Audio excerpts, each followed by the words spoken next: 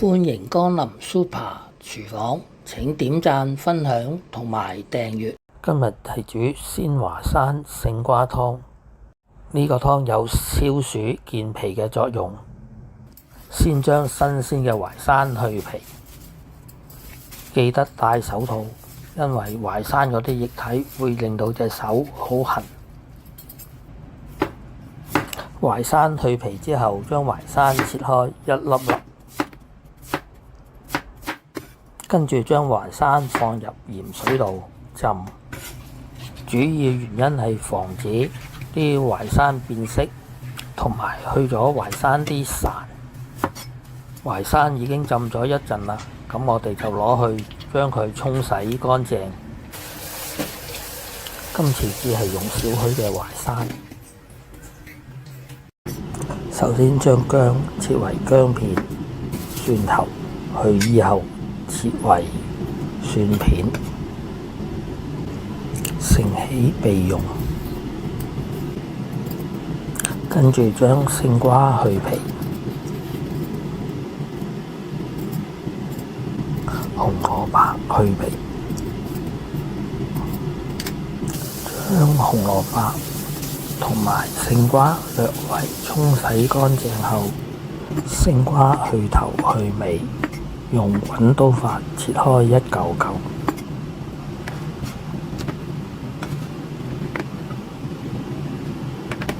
將紅蘿蔔切片備用。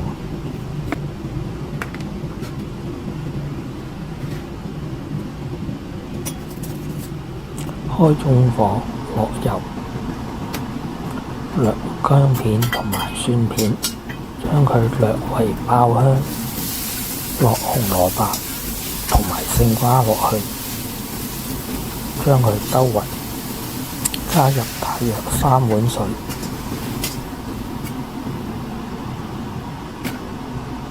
將佢焗15分鐘。